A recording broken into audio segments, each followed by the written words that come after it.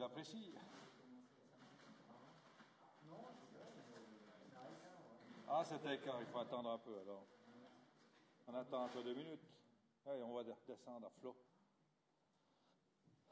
Les équipes, c'est comme dans les hôpitaux, il y a les équipes de jour et les équipes de nuit. Il fout le camp.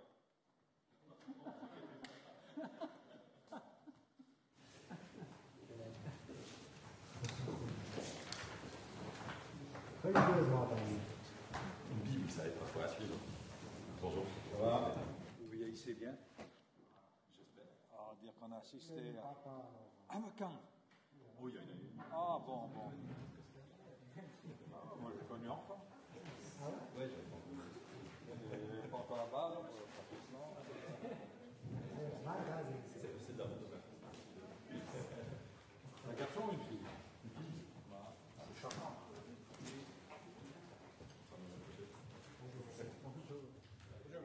Bonjour, Ginois. On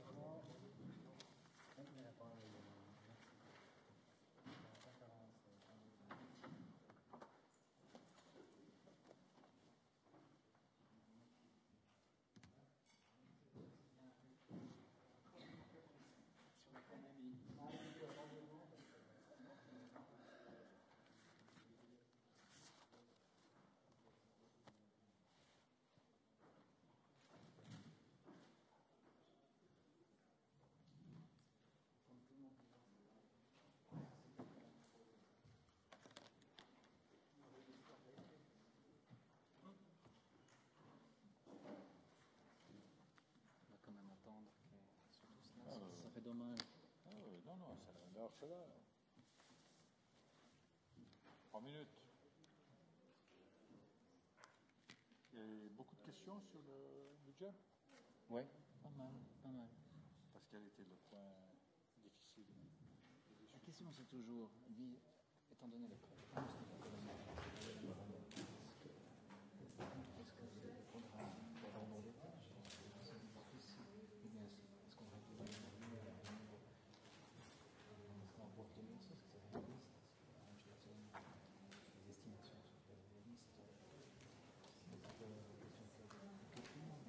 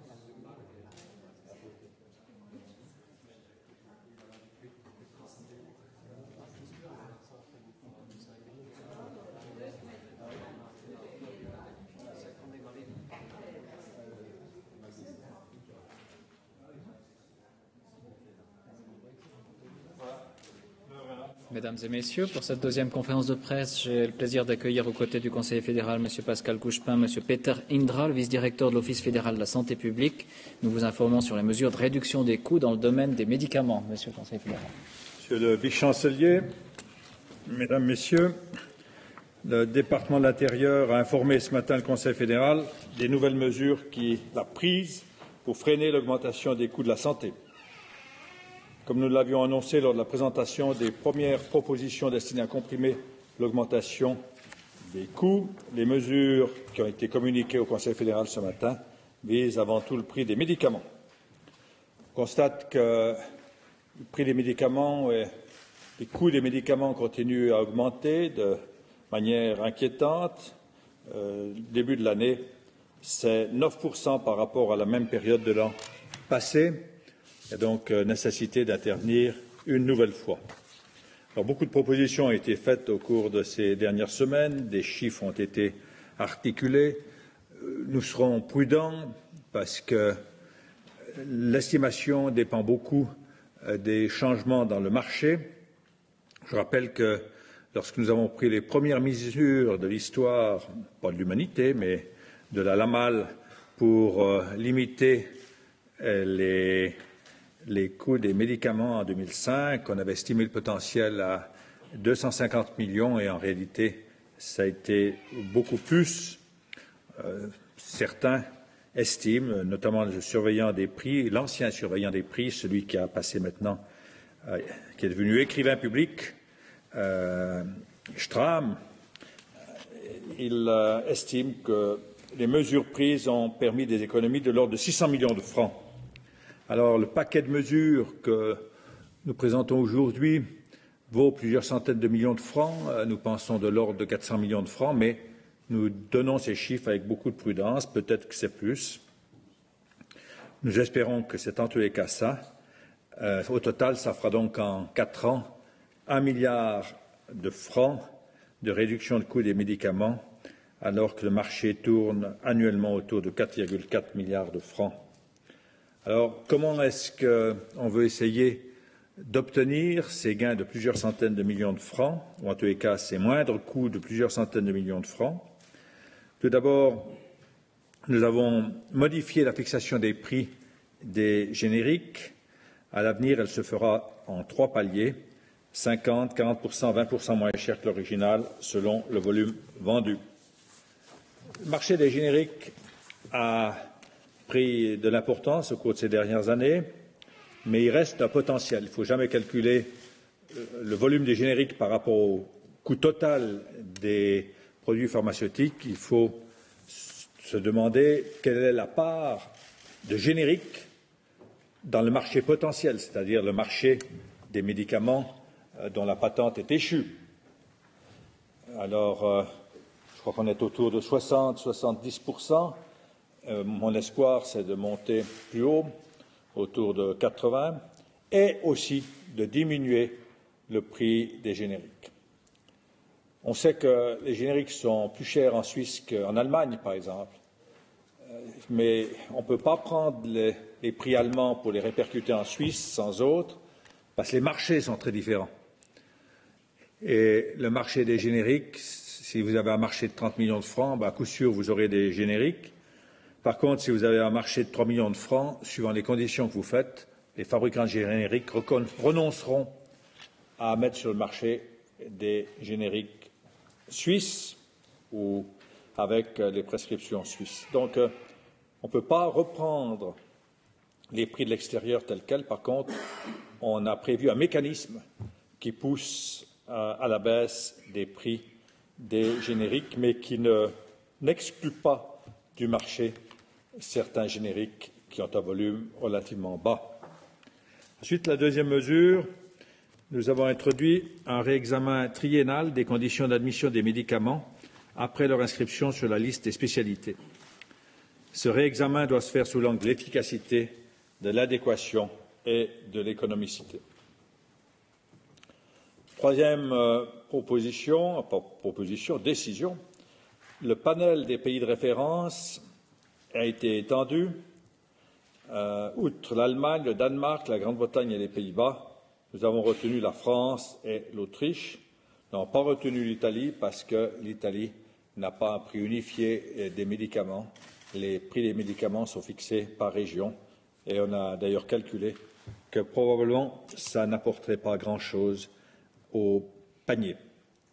Autre point, nous procéderons à un nouveau réexamen extraordinaire des prix de tous les médicaments inscrits sur la liste des spécialités entre 1955 et 2006, en tenant compte du nouveau panel de pays retenus. Là, on procédera en 2 étapes, mais le but final, c'est de tolérer un écart maximal de 4% avec les prix pratiqués à l'étranger. Aujourd'hui, la différence, c'est 8%, en haut ou en bas. À l'avenir, nous ne tolérerons que 4% de plus que les prix pratiqués à l'étranger. Ensuite, nous avons décidé de baisser la marge bénéficiaire des distributeurs sur le prix des médicaments de 3%, ainsi passer de 15 à 12% pour les médicaments jusqu'à un prix de fabrique de 880 francs et de 10 à 7% pour les médicaments les plus chers. Je vous rends attentif au fait que la baisse de cette marge bénéficiaire, elle portera à l'avenir sur un volume de médicaments moins élevé que dans le passé, puisqu'on espère obtenir plusieurs centaines de millions de francs de réduction des prix des médicaments. Par conséquent, il y a non seulement la baisse de 3% dont je parle à l'instant, mais il y a le fait que le 12% qui restera portera sur un volume inférieur de médicaments par rapport au passé. Donc c'est plus important en réalité comme baisse que les 3% du fait de la conjonction de ces 2 mécanismes. Toutes ces mesures doivent entrer en vigueur le 1er octobre 2009. Leur mise en œuvre sera échelonnée de telle sorte qu'elles déploient leurs effets en 2010 et 2011. On procède donc en 2 étapes pour éviter des secousses trop fortes sur le marché. Indépendamment de la révision dans le domaine des médicaments et pour renforcer la solidarité entre assurés, le département a procédé à une adaptation du rabais maximal pour les franchises à option qui passe de 80% à 70%. Vous connaissez le mécanisme. La franchise normale, c'est 300 francs. Celui qui prend une franchise, disons, de 1 000 francs, jusqu'à maintenant, il pouvait obtenir un rabais d'au maximum 80% de 700 francs, la différence entre 1 000 et 300 francs, 8 fois 7, 56, 560 francs. À l'avenir, le rabais maximal qui sera accordé à une personne qui prendrait une franchise de 1 000 francs sera de 7 fois 7, 70% de 700 francs, 490 francs. Il y a donc un effort de solidarité supplémentaire qui est fait. Et ça, c'est conjugué avec une mesure qui est maintenant devant le Parlement, qui est la prolongation de la durée des contrats pour les franchises à option à choix, c'est-à-dire au-delà de 300 francs.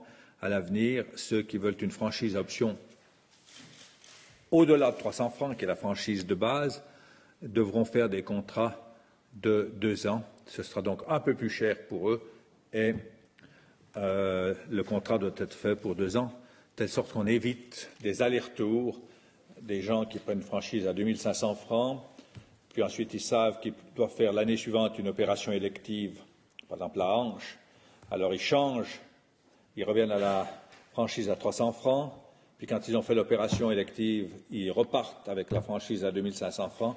On veut éviter ce genre de transfert, raison pour laquelle on veut que le contrat dure 2 ans, et on veut renforcer la solidarité.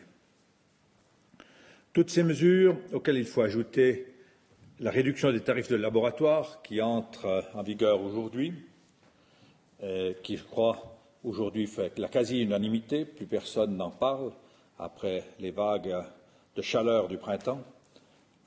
Aujourd'hui, ça semble acquis, mais comme vous le savez, on a toujours dit qu'on observera ce qui se passe à la suite des modifications des tarifs de laboratoire.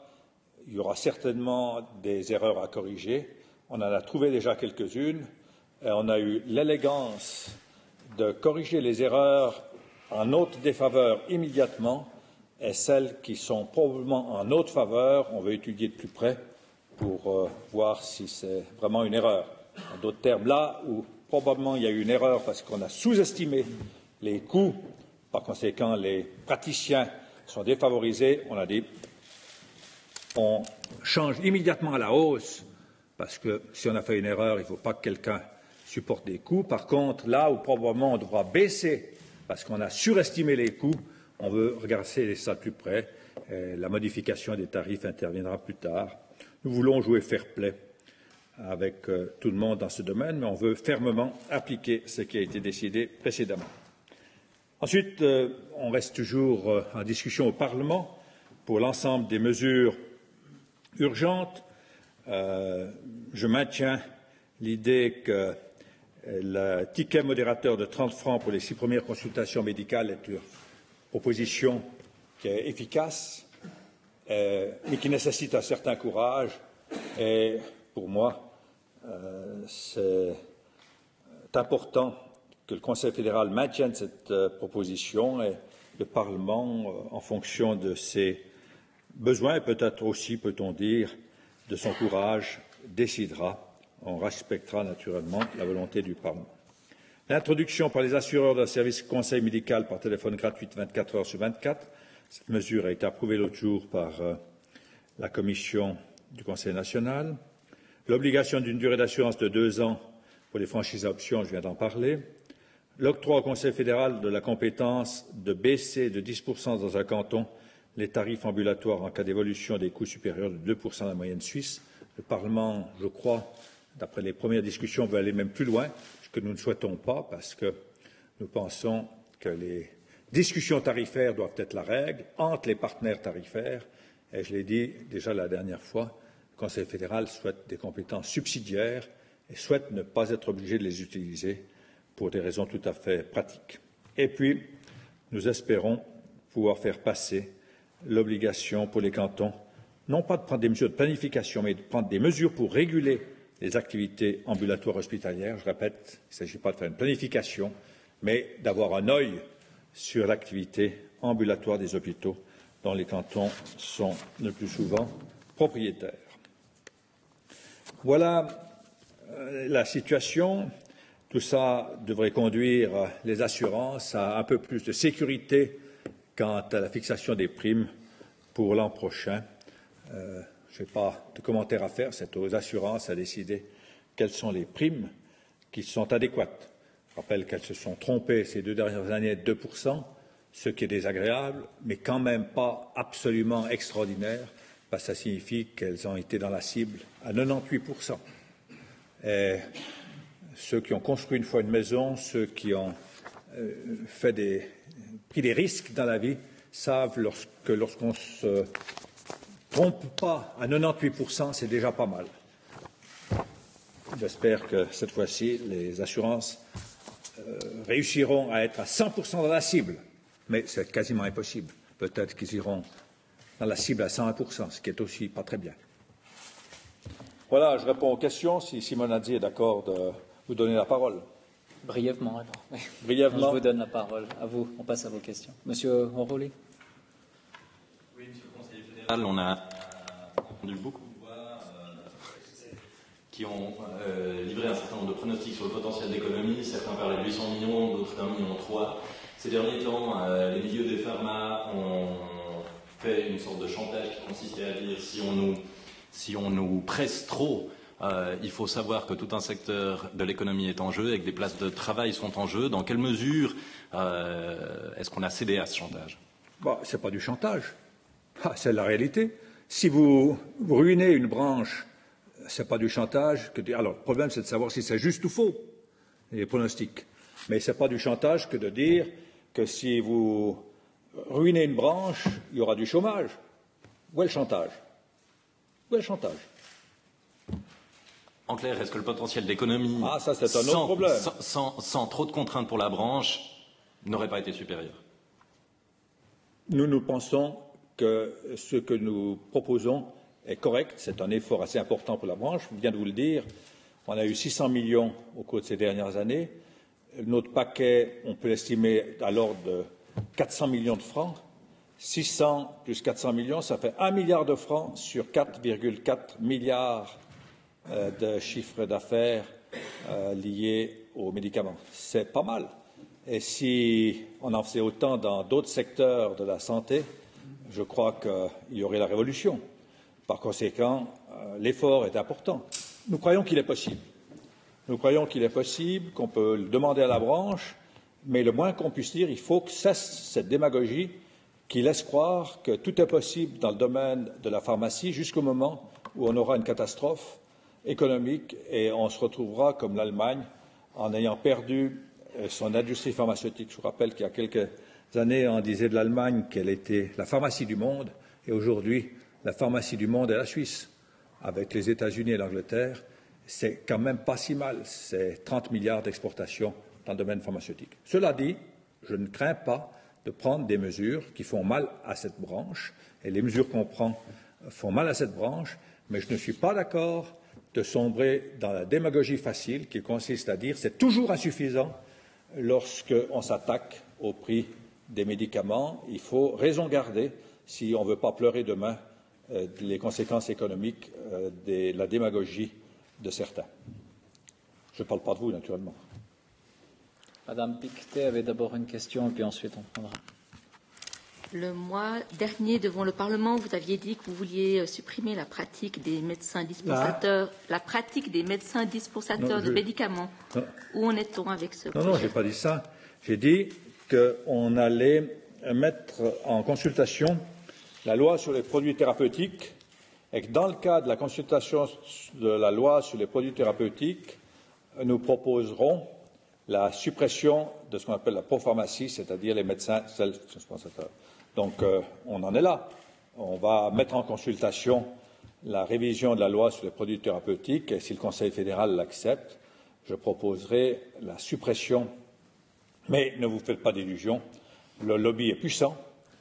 C'est un lobby non seulement médical, mais aussi des cantons, parce que les cantons qui connaissent la propharmacie disent que grâce à ça, le coût de la santé est plus bas dans leur canton. Nous pensons que le coût de la santé est plus bas dans ces cantons d'une manière générale, et ça ne dépend pas de la propre pharmacie, et qu'il y a un problème réel dans un système de santé lorsque celui-là même qui prescrit un produit pharmaceutique bénéficie de la prescription du produit pharmaceutique. Mais je rajoute encore une autre considération. Ce n'est pas si simple de supprimer la propharmacie parce qu'il y a des régions qui seraient totalement dépourvues de pharmacie. J'ai eu la lettre d'un bon radical, radical ne peut être que bon, mais d'un bon radical qui disait « Ah, mais si vous faites ça, je quitte le parti parce que dorénavant, je devrais aller à 60 km, 30 km pour aller chercher mes produits pharmaceutiques. » Je pense qu'il a raison, pas de quitter le parti, mais de se plaindre. Je pense qu'il y a des cas où il faudra maintenir la propharmacie, honnêtement. Mais la règle générale devrait être que la propharmacie n'est plus adaptée à notre temps. Mais à la fin, il faudra bien avoir des exceptions. Vous voyez que c'est assez subtil, comme toujours dans le domaine de la santé. Seuls ceux qui ne connaissent pas le sujet peuvent faire des commentaires simplex. Je me permets d'insister, justement, je pensais que ce volet-là du paquet viendrait aussi aujourd'hui. Visiblement, ce n'est pas le cas. Mais il n'a jamais été question qu'il vienne aujourd'hui. Non, mais je pensais que ça pouvait... Non, mais ce n'est pas une procédure urgente, ça. C'est une procédure qui doit se faire à travers la consultation normale. C'est ce que j'avais dit au Conseil des États. Ça viendra avec la consultation sur la loi sur les produits thérapeutiques, parce qu'il y a toute une série d'autres mesures qui sont très complexes et qui nécessitent une consultation. Il n'a jamais été question que ça vienne en urgence, contrairement à ce qui a été écrit, je crois, dans la NZZ d'une fois. Merci. Monsieur Berenbold avait une question. Sie haben gewarnt, der Pharmaindustrie noch mehr an den Karren zu fahren. Sie haben davor gewarnt, die Pharmaindustrie noch stärker quasi in die Enge zu treiben. Demagogisch zu verdrängen. Ouais. Ja, es gibt immer, Qu'est-ce que vous pensez es de la gibt mesure? immer zusätzliche Möglichkeiten und wahrscheinlich wird es noch zusätzliche Regelungen in der Zukunft kommen, aber man soll mit diesem Problem nicht demagogisch handeln, man soll praktisch und nüchtern sehen, wie ist die Lage. Was ist Ihre Frage? Ja, was halten Sie von der Maßnahme, die die Kommission des Nationalrates auch beschlossen hat, dass Was die war das? Kassen nur noch die billigsten Generika bezahlen, plus 10% maximal? Ja, j'ai demandé à la Commission comment est-ce qu'on fait dans la pratique. Est-ce que c'est tous les jours? Parce que les prix se modifient de jour en jour. Hein? Est-ce que c'est tous les jours qu'on adresse une lettre à toutes les pharmacies de Suisse en disant aujourd'hui le prix, le meilleur marché c'est celui-ci, vous n'avez pas le droit de donner autre chose que ça? Et qu'est-ce que vous faites avec les stocks qui sont chez les pharmaciens? Alors on va dire il faut voir ça de manière un peu plus pragmatique. Naturellement, il faudrait que ce soit les meilleurs marchés, pas le meilleur marché tous les jours. Et puis ensuite, il faudrait laisser le temps aux pharmaciens de vider leur stock avant de les obliger à avoir tous les jours le produit le meilleur marché. Parce qu'il y a aussi un problème de stock. Si vous commandez 5 ou 6 médicaments relativement chers, puis le lendemain, c'est un autre médicament qui est 10 francs meilleur marché, vous faites quoi avec le stock précédent? Alors, honnêtement, c'est gut gemeint, aber soll weiter gedacht sein. C'est pour ça que le Conseil des États s'occupera aussi de cette proposition. Ich habe nur noch eine kleine technische Frage vielleicht für Herrn Indra. Diese 12%, die noch bleiben für Apotheker und Ärzte, Sie schreiben hier vom Vertriebsmarge. Ist das jetzt die Vertriebsmarge im Allgemeinen ganz oder ist das Apotheker- und Arztmarge? C'est les deux, apothicaire und Arzt. Non, mais avant l'apothicaire, on a des distributeurs, non? Est-ce que c'est inclus ou pas? Nein, das ist natürlich nicht inbegriffen. Ein Teil dieses Anteils, das Sie erwähnt haben, diese Vertriebsanteile, ist bereits im Produktionspreis, Fabrikabgabepreis. Dann gibt es eine Fixmarge, die Sie zusätzlich bekommen und dann diese prozentabhängige Marge. Die prozentabhängige Marge deckt vor allem die Kapitalkosten ab, die Apotheker und Ärzte haben von der Lagerhaltung del Credere-Risiko und diese haben wir nochmal neu gerechnet und auf 12% bestimmt. Und was ist der Vorteil, hier bei den Prozentabhängigen zu bleiben? Wenn ich 880 Franken Medikament hat er eine Marge von 130, jetzt später von 105 Franken. Scheint mir ziemlich hoch. Das ist ja genau der Grund. Wenn Sie Kapital für 880 in die Hand nehmen müssen, müssen Sie mehr aufnehmen, als wenn Sie ein Produkt für 50 Franken in die Hand nehmen. Es ist eben kapitalabhängig. Darum prozentual. Les intérêts, vous devez avoir un stock qui représentait centaines de mille francs. Et alors l'explication de la réduction de Fairtrips marge, c'est en particulier les frais de capitaux qui sont plus bas maintenant qu'il y a quelques années. Monsieur, vous avez une question? La fixation des prix des génériques se fait de manière assez compliquée avec 3 paliers en fonction du volume de la préparation originale. Ça aurait été pas plus simple finalement d'obliger les pharmaciens à donner un générique quand un médecin prescrit une préparation originale?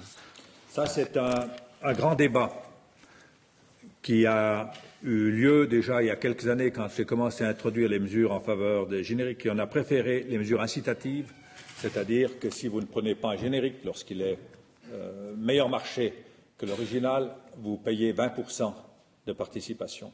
Et l'effet a été très bon. Si vous obligez systématiquement le pharmacien à donner le générique, oui, et si par hasard, ce qui arrive parfois, le prix de l'original a été baissé en dessous du générique, qu'est-ce que vous faites? Vous donnez le générique quand même qu'il est plus cher. Parfois, l'original peut être meilleur marché. Et ensuite, si l'original est 5% plus cher que le générique, est-ce que vous demandez quand même 20% de Selbstbehalt au lieu de 10, alors qu'il n'y a que 5% de différence? Ce genre de problème pratique doit être réglé. Et ça ne permet pas de dire ordre est de donner toujours un générique, parce que si vous donnez toujours un générique, parfois, vous donnez un produit plus cher que l'original.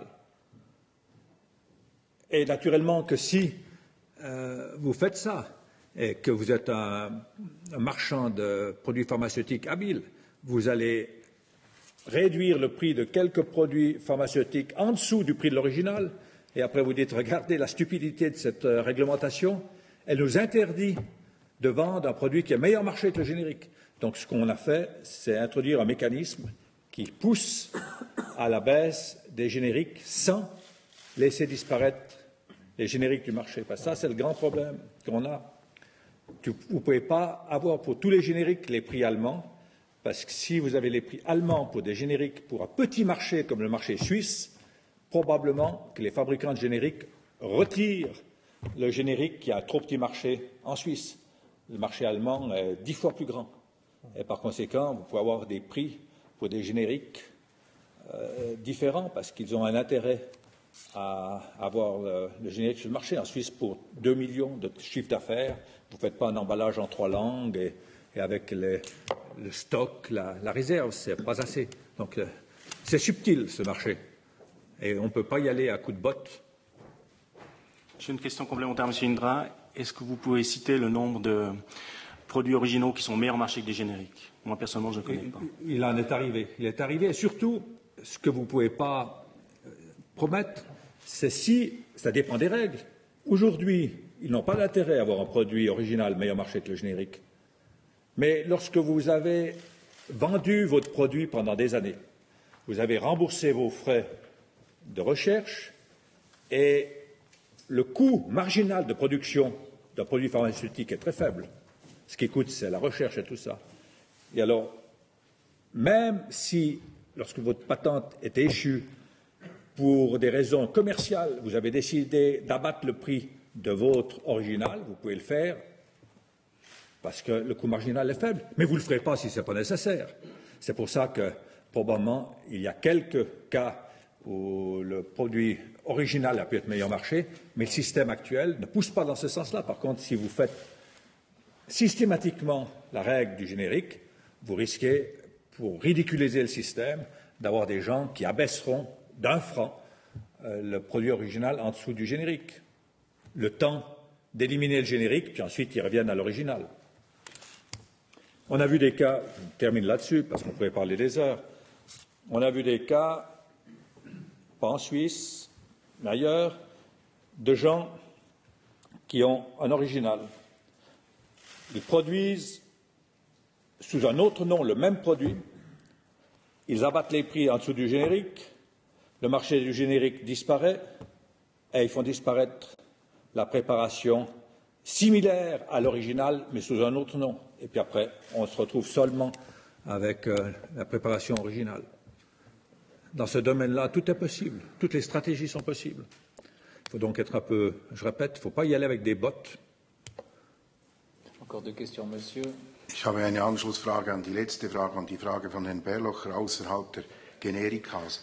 Die WHO hat meines Wissens vor Jahren festgestellt, dass zwischen 50 Software und 100 Produkte für alle Bereiche reichen würden.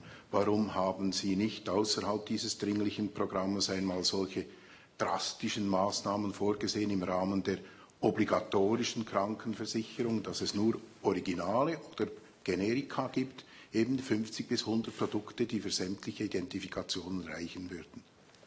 Doktor.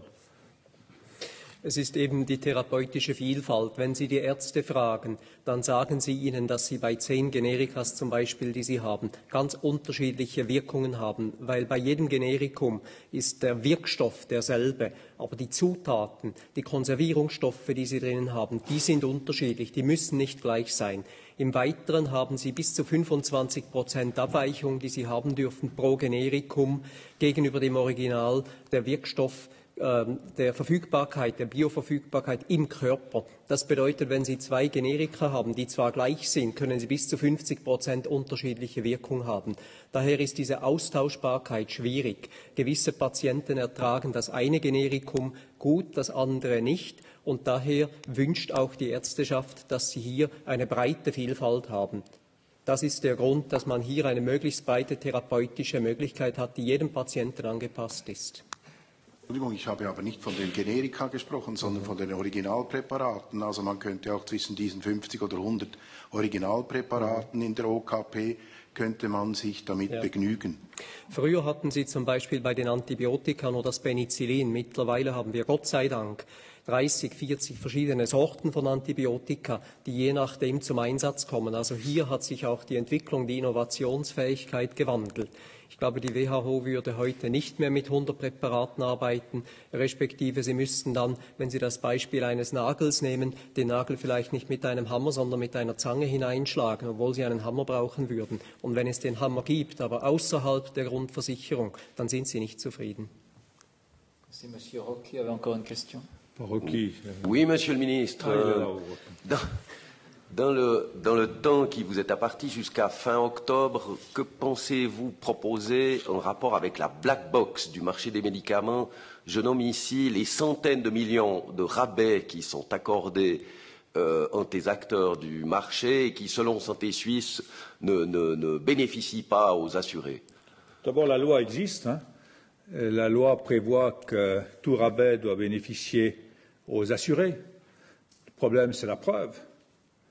Et alors, vous avez deux manières de lutter là contre.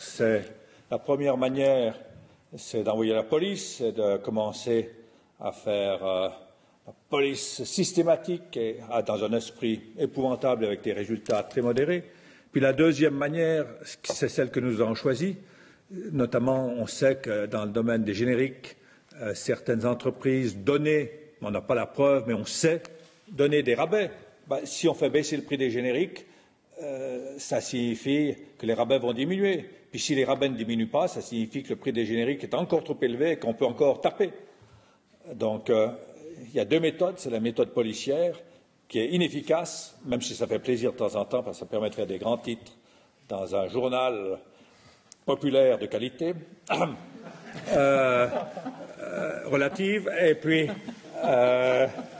ça, c'est une méthode. Puis l'autre méthode, ça consiste à faire marcher la concurrence. C'est ce qu'on est en train de faire pour que les prix diminuent d'eux-mêmes et que la réserve pour faire des rabais confidentiels à différentes personnes ne soit plus possible. Sinon, ils ne s'en sortent plus. Mais c'est vrai que c'est un problème. C'est un problème qu'on discute depuis des mois et des années. Il n'y a pas seulement produits pharmaceutiques. Dans les laboratoires, il y avait de nombreux laboratoires qui donnaient gratuitement les appareils de laboratoire aux médecins, mais en contrepartie, toutes les analyses que le médecin ne faisait pas devaient être faites dans le laboratoire qui a donné les appareils. Il y a des entreprises qui donnaient des rabais si les produits d'examen du laboratoire étaient pris chez eux. Enfin, c'est un monde, quand l'argent circule, le génie humain est sans limite. On va prendre une dernière question ici, ensuite vous aurez encore des possibilités bilatérales. Moi, il y a des questions après, mieux, parce que j'ai envie, pour ma santé, d'aller faire un petit exercice en montagne. Alors, M. Robetet, et puis Mme Pictet encore. Parmi les expressions du génie humain, lors des précédentes baisses de tarifs que vous aviez faites, certains observateurs ou pharmaciens, etc., disaient que les producteurs de médicaments sortaient une nouvelle spécialité avec un bénéfice thérapeutique pas si évident que ça, pouvaient le faire passer pour un nouveau médicament, négocier un prix qui permettait au fond de maintenir la marge. Alors, est-ce que vous estimez que ça a été véritablement un problème ou que c'était marginal? Non, et qu'est-ce que vous pouvez faire avec les nouvelles baisses que vous ferez pour éviter ça? Ça n'a aucun rapport. Ça existait, ce qu'on appelait les MeToo. MeToo. C'était des produits qui étaient un tout petit peu différents du produit original et qui étaient présentés comme des produits nouveaux. Ça, c'est le problème de Swissmedic et après de la commission d'experts. Swissmedic, d'abord, doit de plus en plus donner des indications sur la plus-value thérapeutique, mais ce n'est pas facile. Et là, on espère améliorer la collaboration avec les agences européennes, parce qu'on ne peut pas faire en Suisse des recherches Surtout, on espère arriver à un accord avec l'Agence européenne pour bénéficier des recherches qui sont faites dans certains pays. L'Angleterre est très en avance dans ce domaine. Et puis après, c'est la commission, comment vous l'appelez, des spécialistes ou bien Die Arzneimittelkommission. Die Arzneimittelkommission, comme on dit en français, die Arzneimittelkommission qui fixe le prix. Alors, elle doit veiller. Qui nous donne le conseil. Elle doit veiller à ce qu'elle donne le conseil de dire, écoutez, ne payez pas ce médicament le prix demandé parce que la plus-value thérapeutique n'existe pas, mais c'est pas si simple. C'est l'office qui fixe le prix. C'est l'office qui fixe le prix à la fin, mais c'est pas si simple parce qu'il faut avoir des informations scientifiques avant. Mais c'est un problème réel. Merci. Madame Pictet. J'aimerais revenir sur ce que vous venez de dire à M. Rocky à propos des rabais. J'ai écrit des journaux populaires de qualité. Tout à fait. Est-ce que cela veut dire que la révision de la loi sur les agents thérapeutiques ne contiendra pas de dispositions visant à renforcer les contrôles en matière de rabais? L'article 36, je crois bien. C'est 33. 33. C'est un article qu'on discute depuis des années. L'article lui-même est tout à fait clair. Il dit c'est interdit de recevoir des rabais sans les transmettre à l'assuré. L'article est clair. Maintenant, si vous trouvez la méthode parfaite pour réussir à découvrir tous les abus, dites-moi, parce qu'on l'introduira dans la loi. Mais l'article est clair. Après, c'est les preuves qui sont difficiles à amener.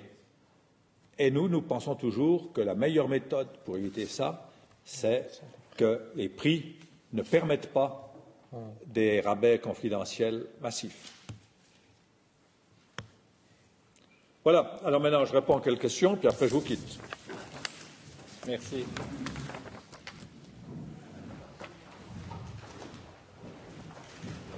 Voilà. Alors, comment est-ce que